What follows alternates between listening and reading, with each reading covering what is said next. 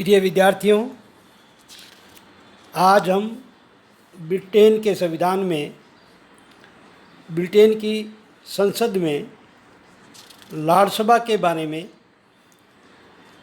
आपको व्याख्यान देंगे। ब्रिटिश राज्यसभा के बारे में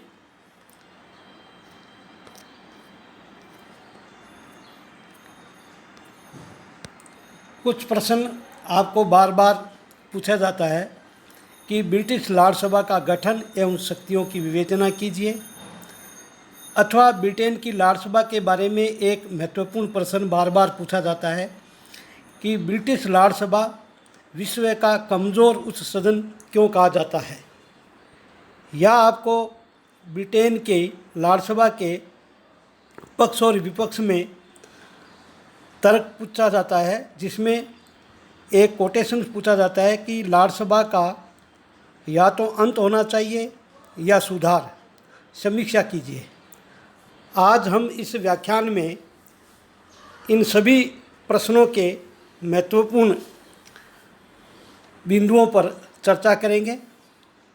सबसे पहले ब्रिटेन में व्यवस्थापिका को राजा सहित संसद कहा जाता है।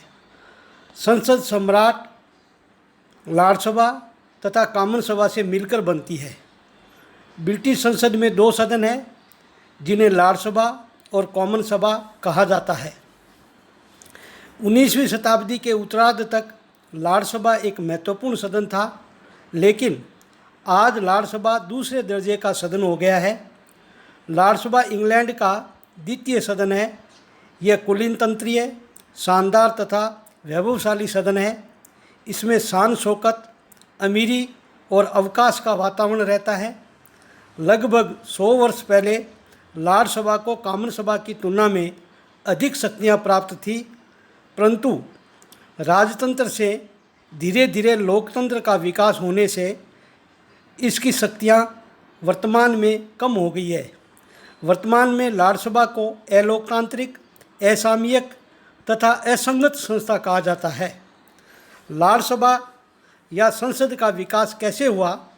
ब्रिटेन में संसद, राज्यसभा और कॉमन सभा दोनों सदनों का विकास संयोग का परिणाम है।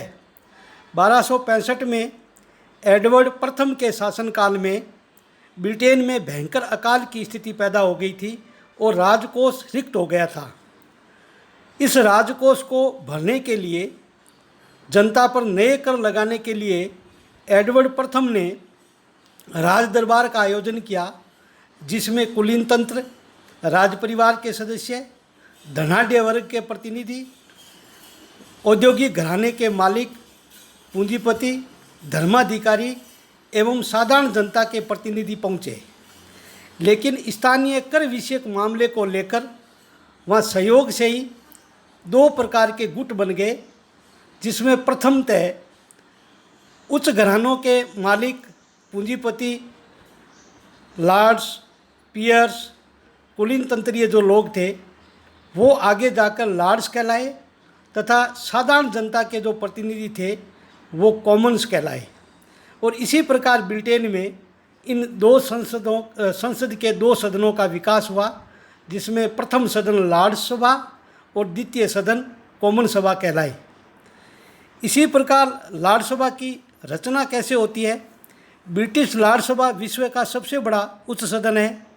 राज्यसभा की सदस्य संख्या सदैव बदलती रहती है और 2016 में इसकी सदस्यता 813 थी। राज्यसभा के सदस्यों की रचना कई प्रकार के श्रेणियों से मिलकर बनती है। राज्यसभा के सदस्यों को निम्न श्रेणियों में विभक्त किया जा सकता है। सर्वप्रथम राजवंश के सदस्य। राज्यसभा की प्रथम श्रेणी में राज परिवार के सदस्य होते हैं, जिनकी सदस्य संख्या 4 निश्चित की गई है। दूसरे वंशानुगत पियर्स होते हैं। यह पियर ब्रिटेन में 90% होते हैं। किसी वंशानुगत पियर की मृत्यु हो जाने पर उसका सबसे बड़ा पुत्र राज्यसभा का सदस्य बन जाता है, किंतु उसकी उम्र 21 वर्ष होना आवश्यक है।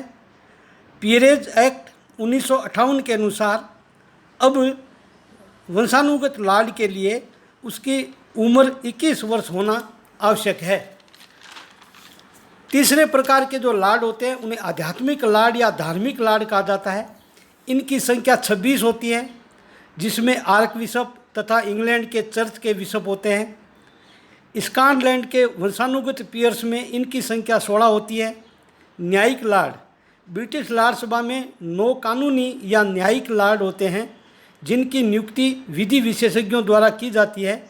न्यायिक लार्ड अपीलीय न्यायालय के रूप में भी कार्य करते हैं। इस प्रकार लार्ड सभा का संगठन वंशानुगत है।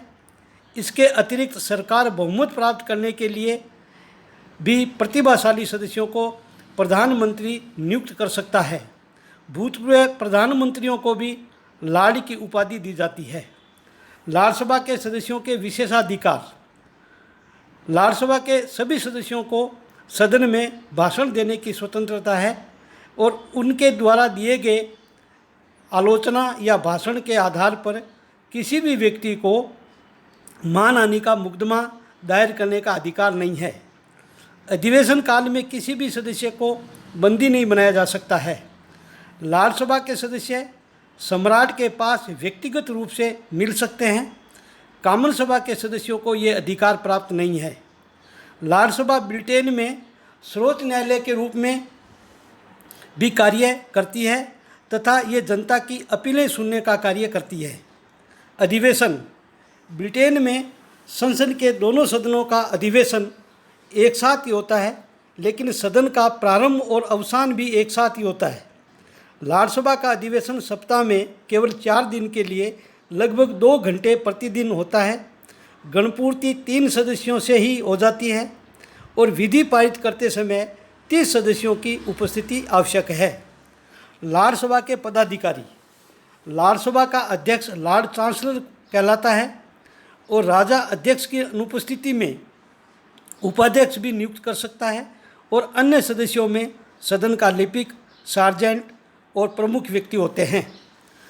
अब हम लार्ड सभा के अधिकार तथा शक्तियों के बारे में आपको जानकारी देंगे। प्रारंभ में लार्ड सभा शक्तिशाली संस्था थी, लेकिन लोकतंत्र की स्थापना के बाद यह एक असंगत संस्था सिद्ध हो गई है।